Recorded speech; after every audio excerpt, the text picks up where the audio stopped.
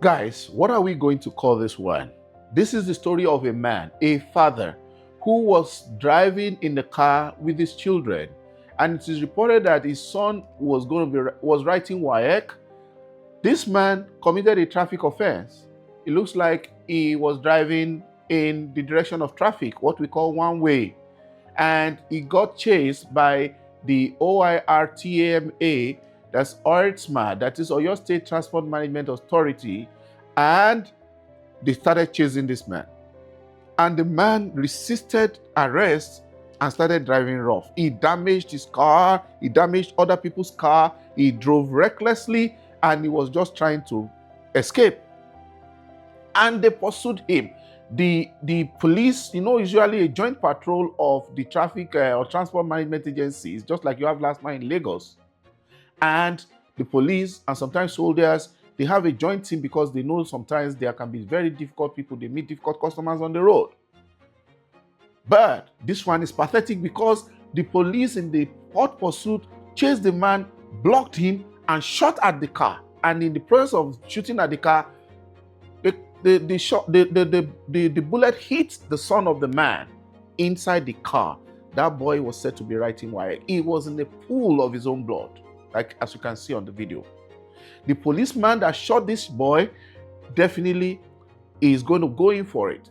This man, because it lacks orientation, that policeman is just a sample of other policemen that we have all over Nigeria. Way back in the past, we used to hear about what they call accidental discharge. When police shoot people unintentionally or intentionally, they hide under the guise of accidental discharge. But this one is so pathetic because the life of a gentle, innocent boy was wasted because somebody decided to break traffic rule and tried to run away, to get away, and the police and the law enforcement, they went out of their way to do the unimaginable by shooting a citizen's car for a traffic offense. Why should you shoot at someone who committed a traffic offense? Even at the court, the worst case is for them to impound the vehicle. The worst case is fine. The worst case is jail time. Very brief one. Welcome to If You Ask Jimmy. If you are yet to subscribe to my channel, please take a second, click on that subscribe button. Also, share this video because it's going to be a learning curve. It's an opportunity for us to learn. It's a bad case already, but we as a society need to pick lessons from it so that this kind of things will not continue in our society. Because it happened to this man today, we don't know who it may be tomorrow, because a lot of our people commit traffic offense from time to time, over speeding, maybe sometimes some things are missing on the car, or even this one way people are fond of it. So this is a very bad situation, but we need to apportion, blame to the right quarters, because in this case, it looks as if it's two of a kind. The English people says everybody has 5-minute madness in a day. Maybe the man that was driving this car, that was his own moment of madness. He exhausted more than 5 minutes. He displayed and demonstrated more than 5 minutes of madness. And maybe the policeman that shot at the vehicle also was, demonstrating or exhibiting or showcasing his own 5 minutes of madness. Now, 5 minutes of madness, 2 wrongs don't make a right. And Yoruba will say that cutting off the head is not the solution for headache. Now, just for contravening traffic law, a person picked up his gun and shot at another human being, right? The police can shoot, but it shows that these police people are ill-trained, particularly this officer, because if he was trained, he will know that what he needs to do is to demobilize that car, is to shoot at the tire of that car, is to shoot in such a way that that car will not travel far before it stops, and then they can hold the car and hold the occupant. These officers now we are going to have to blame the man who contravened and was trying to escape, the driver of the car, and to blame the law enforcement, the oyrtma, and also the police people. They are not working for government. They are working for their own pocket. and they are working to exploit people. Because if they are in their right senses, they are working for the rest of us or for government, they will know that that man that was escaping, they can capture the number plate of the car, or the plate number, we call it in Nigeria. They can capture the plate number and then use the records, the registration of the car at the licensing office or the car registration office or the car reg details from police themselves. They have car reg. They have the database. They can use it to trace the owner of the car.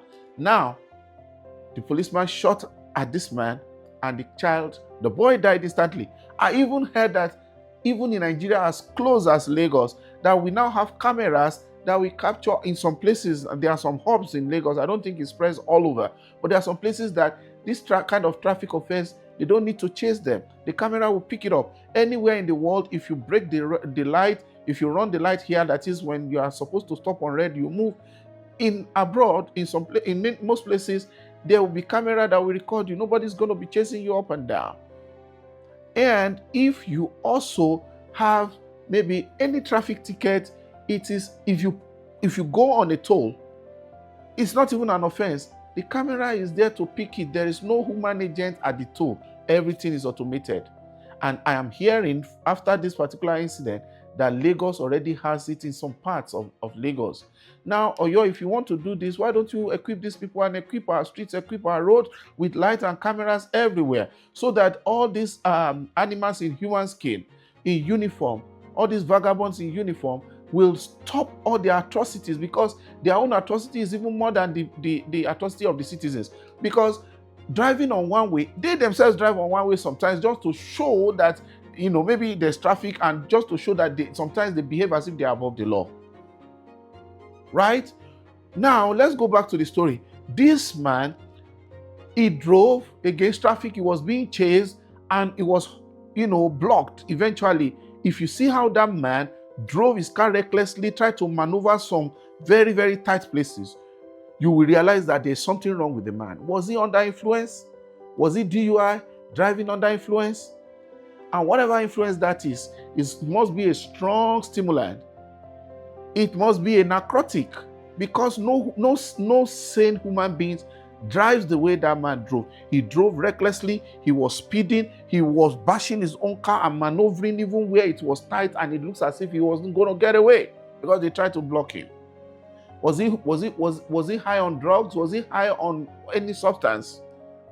Mind you, if the police people saw the way he was driving, even after he has been apprehended and he has been flagged down and he wasn't stopping, did they think that the children in the car was kidnapped or were kidnapped by this man? Could that have been the reason why they shot at him? I want to hear your comments in the comment section, because there's no justification for this barbaric act. If citizens don't wait while you are pursuing them, why don't you write down the plate number? Why don't you pick it? Why don't you just you can use your phone. There's a lot of people, those officers are many. One of them should be able to use their phone to capture it. Right? This is very, very disheartening. This is very, very disheartening.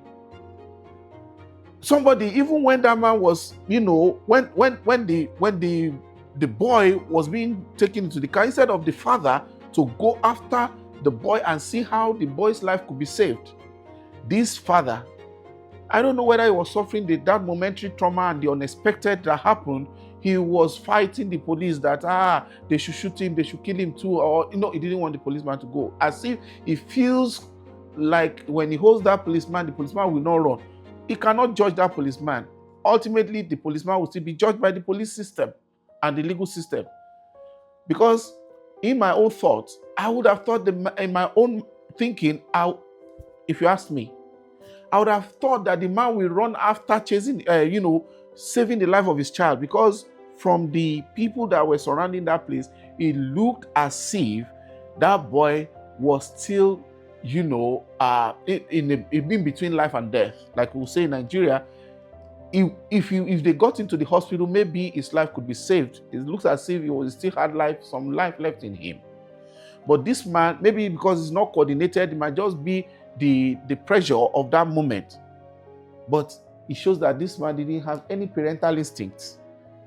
instead of saving the life of the boy. That's what is called the golden minute. That is just between a slight, there is just a thin line between life and death. And this man just went after the police. In fact, as callous as some of those police people and the people that were standing by were, I heard someone say they should tear gas the man. They should tear gas a grieving father, because he was mad at what happened. He was grieved. So we cannot justify anything that man did. Even though the police shot him, the police is wrong for shooting. The Oyo State Transport Management Authority, they are wrong for chasing him. And the man is wrong for running away from the law.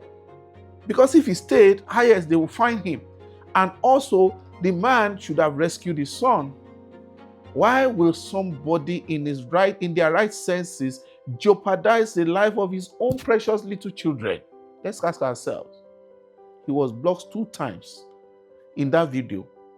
Maybe more, but that's what I saw in the video. He was driving like a kidnapper. He was driving like an armed robber. He was driving like an escape vehicle for criminals. Police, back to you. You are so wrong.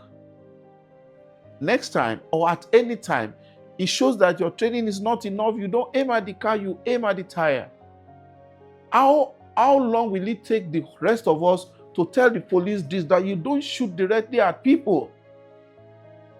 And even the police themselves, as defenders of the law and the citizens, they could have ensured that the next thing to happen at that scene was for everyone to rush that innocent boy to the hospital, instead of dragging with the man and instead of the man dragging with them.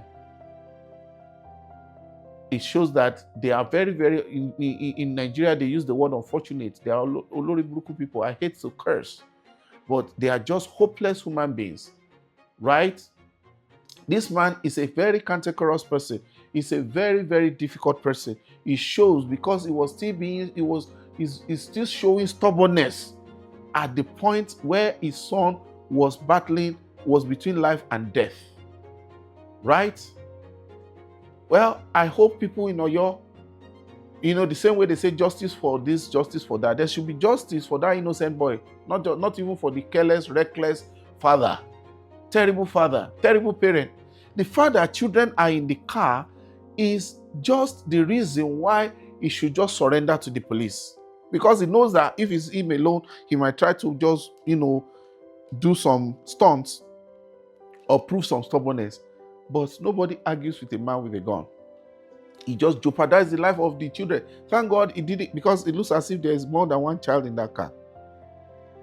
Right? And some people are saying they should tear gas the man. See, if I look at it very closely, this man will not escape the wrath of the law. It is unfortunate that he lost his son in this particular imbroglio, but I don't think the law will let him go scot-free. He's going to have what the lawyers call double jeopardy. When someone gets punished for the same offense twice, one offense is just like when the child is beaten in school and he gets home and the father beats him on top of it. That is double jeopardy. Punished for the same offense 2 times. What was he thinking? You have children in the vehicle and you are driving like a madman, and unfortunately wasted the life of an innocent child. And the police were thoughtless, and that individual policeman aimed the gun at the car, and knowing that they are human beings at close range in the car. All right? Some people were saying that boy finished WAEC yesterday. Even if he didn't finish WAEC, a soul is a soul. It's very pathetic that this innocent boy fell victim. May God Almighty comfort the family of this particular man. That man will go home. I don't know whether they are going to release him to go or they are going to detain him. Maybe the game changer will be that the son died. Maybe he will be allowed to go home and then be prosecuted, maybe asked to come to court one day or the other. When he gets home, guys, what is this man going to tell his wife? That, police tried to stop him, and then he did Rambo style for them. He just tried to do, what do they call it? Batman or strongman. And the wife will now hail him. Thank you for using your shenanigan to cause the death of my son. And the police that is attached to a traffic agency, are they supposed to be carrying live ammunition in the city? It's not even in the bush or in the suburb, where in case people ambush them, criminals ambush them, they should have live guns. This breaks my heart. It breaks my heart completely. It shows how ill-trained or untrained the police are. Because this is not an Ibadan thing. It happens everywhere. We have had several cases of accidental discharge. And I thought that was supposed to be over and forgotten and history in Nigeria right now. Now, this man, he proved his stubbornness, he proved his guy man, he proved his streets. At what cost? At a big cost, at a big loss. The life of his child. Must this Oloribuku somebody, must he use his own to spoil, to destroy the life of an innocent child? What kind of country is this? What did this man drink? What did the police himself drink? The police that shot the gun. And do you know the problem here? The problem is that the police are not trained well, and then there is lack of technology. If there was technology that could capture that thing, and they know, and it has been capturing, and they have been seeing, perhaps they will know that the solution is not to go after that fleeing car, after that running man. So what does this tell us there? Is that we have what is called what we can call a complete system failure. And the only crime that boy committed was that he was born in Nigeria. That's the only crime he committed. Because why would a man shoot a gun, a police shoot a gun, where there are even many people? That gun might have even missed that child. He could have gone to some other people. Now, all of those people that are chasing this guy, supposing this gun that this policeman shot, what if that gun actually killed one of them? What would they be saying right now? And that guy, that little boy, that young boy was in the pool of his own blood. And the father did not think it right to do what? To send him to just hurry up and drive to the hospital. I know he was shocked. I know he was traumatized, but there's something that is called parental instinct. So finally, guys, who is to blame? Please let us see in the comment section. We are not here to blame people, but we are here to learn to have a better society. Because in my opinion, both the father and the police, they are the ones that wasted the life of that boy, and both of them are supposed to be blamed. And everybody that is involved in chasing that vehicle, from the leader of that particular patrol team and all the people in uniform there. Because even when that man was dragging with the police, they should have had empathy to realize that, oh, he is actually a criminal in the sense that he's a traffic offender. Let's put it that way. But this guy just lost his son. No empathy, nothing. They didn't even give their patrol a human face. And look at a very unprofessional police shooting in the midst of a crowd. The father is a very responsible person. Maybe he's a drug addict. Maybe he's just a guy man. Maybe he might be a difficult person. He doesn't appear to be a person that is easily amenable. And then I want to hear that the first PRO, when police misbehave, maybe they take money from people or they exploit them, the police would bring them out and showcase them and take their uniform off them, strip them of their uniform, and then cause them to be instant civilians so that they can be prosecuted. That, in my own opinion, is what we should be seeing in this case. The policeman must go down, and that man, well, he has already paid a big price. Maybe they will let him go. But people who take one way, this is a lesson for you. People who willfully break the law, this is a lesson for you. You might not know what the end will be, but it is better to be law-abiding, to go about our daily business and activities just with peace and without breaking the law. Guys, please help me to subscribe before you end this video. Click the subscribe button, click the notification bell, and also let me know what you think in the comment section on this very pathetic issue. I'll see you on the next one. Thanks, and please subscribe.